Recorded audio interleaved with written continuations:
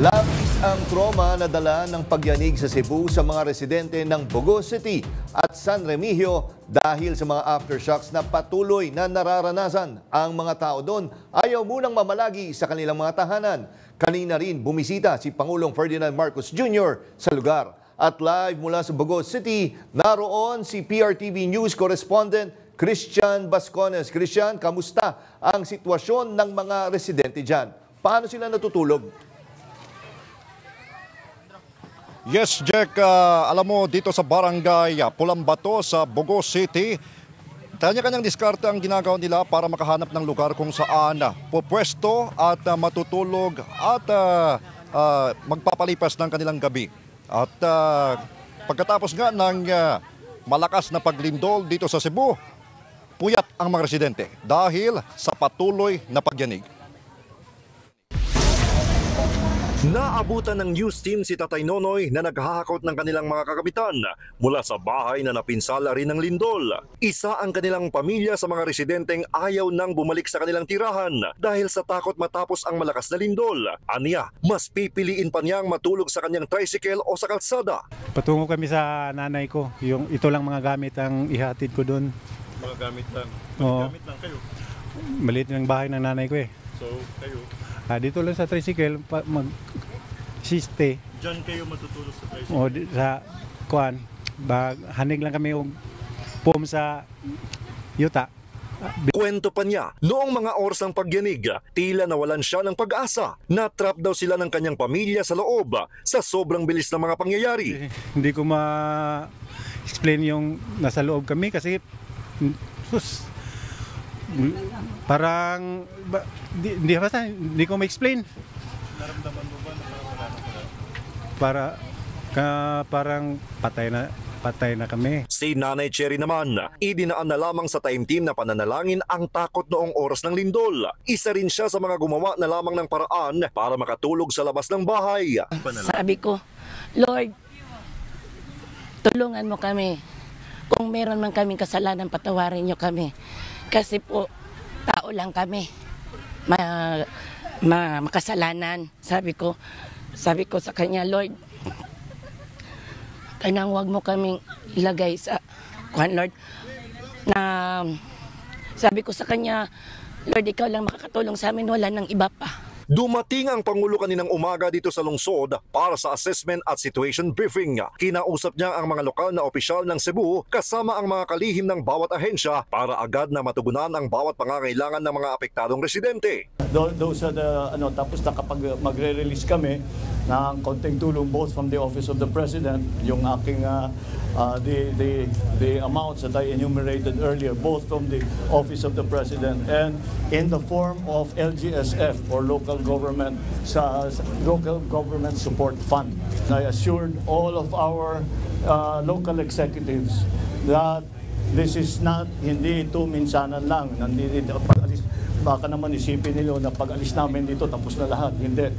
Inanunsyo ng Pangulo ang paglaan ng pondo mula sa Office of the President. 50 million pesos na pondo para sa buong probinsya ng Cebu, 20 million pesos para sa Bogo City at San Remigio, tig sa 10 milyong piso sa Bantahan, Daan Bantayan, Madridejos, Medellin, Santa Fe, Sogod at Tabobon.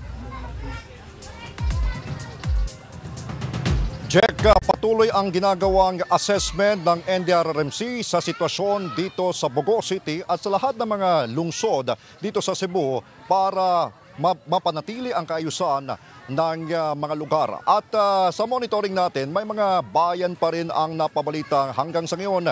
Wala pa rin kuryente. Gaya na lamang dito sa Bogo City. Nakikita nyo naman po, walang kuryente ngayon dito sa barangay Pulambato. At may mga bayan din ang wala pa ring internet connectivity, at the same time walang supply ng tubig. Kung meron man, marumi at may amoy yung lumalabas sa kanilang mga gripo. Jack?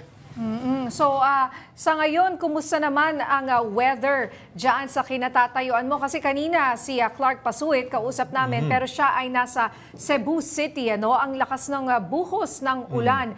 Dyan ba may signs na baka bumuhos yung ulan? Or sana naman hindi, Christian? nakikita natin dito sa bahagi niya ng barangay Pulambato, medyo makulimlim na rin, no? At may kasamang pagkidlat ang nakikita natin ngayon sa kalangitan niya. And kung sakali, Christian, ano ang magiging remedyo nila dyan? Yes, may tent, pero I'm sure hindi sila magkakaso dyan. Napagplanuhan na ba nila? Anong gagawin nila kung sakaling umulan mamaya? Paano matutulog yung mga residente dyan? Actually, Jack, yung mga kabahayan nila bukas pa naman, no? Yung iba nilinis na nila para kung sakali sila ay papasok sa kanilang mga bahay ay pwede silang agad-agad na bumalik sa kanilang kabahayan. Pero yun nga lang, bitbit pa rin nila yung trauma o yung takot na baka hindi naman sana mangyari ulit yung pagyanig. Kaya ang ginagawa nila, nakikipag-ugnayan sila sa barangay, no? Kanina dito yung barangay kapitan, no? Para tignan yung sitwasyon ng mga residente na natutulog sa labas ng kanilang mga kabahayan dahil sa takot, Jack. Sige. Matanong ko lang, Christian, nasaan ka ba ngayon eksakto? Ikaw ba ay malapit dito sa mga bahay na iba-iba yung kulay Kasi nakita ko yung mga bahay na dyan ba bumisita ang Pangulo kung saan may gumuho na kumbaga row ng mga bahay? Dyan ba yon? Tama ka, Ninya.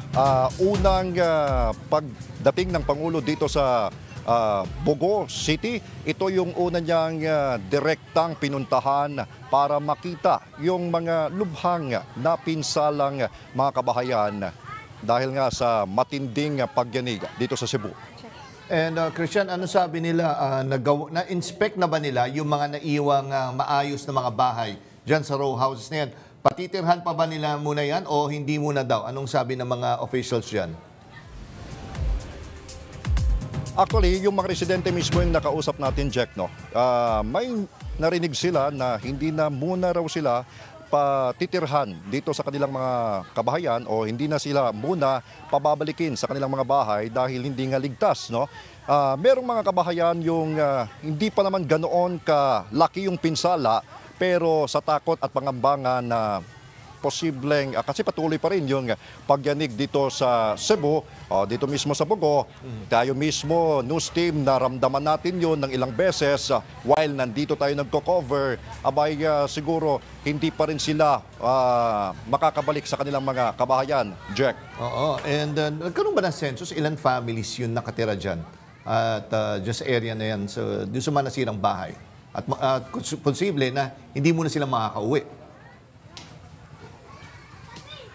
Yun yung ating tinitignan kasi kanina sa pre-assessment nila, maraming mga pamilya yung hindi na nakatira pala dito pero napinsala din yung kanilang mga kabahayan pero wala na palang tao yung mga bahay. Kaya medyo may pabago-bago ng figures ng bilang ng mga pamilya apektado nitong lindol, Jack. So papaano ba yan? Itong mga kababayan natin nasa likuran mo, parang tents lang yan, ano? At pag umulan, siguradong mababasa sila kasi yung hangin, hindi ba? So ano ba yan? Kulang ba yung tents natin? Ano bang kailangan pa nila dyan, Christian? Ayun nga, gaya ng paghingi ng gobernador mismo ng Cebu ng tulong, no, sa lahat ng ating mga kababayan sa buong bansa kung may gustong tumulong, ito kailangan katulad dito sa barangay kailangan talaga tents or yung iba gumamit na lang ng mga tarpaulins, no, para man lang magkaroon ng silong lipas na nila ng gabi, Ninya. Okay, huling tanong na lang sa akin, no, Christian. Alam ko ikaw yung na-assign dyan sa Bogo City. Napasyalan mo rin ba yung ospital? Nag-improve na ba yung sitwasyon doon? Kumpara kahapon, yung nakita natin mula kay JM na yung mga pasyente ay nasa labas ng ospital. Kamusta na doon? Yun yung una, yun yung pangalawang dinaanan rin ng Pangulo kanina, Jack, no? At pinaayos na niya, no? Andun kanina si Secretary Herbosa para tignan yung sitwasyon ng mga pasyente. Yung iba, lalo na yung mga may watcher, pinalilipat ng ibang ospital, no? Para sa DOH hospital mismo para hindi maging siksikan yung mga pasyente doon sa pampublikong ospital dito sa Bogo City, Jack. Okay, maraming salamat PRTV News Correspondent Christian Bascones. Ingat kayo dyan.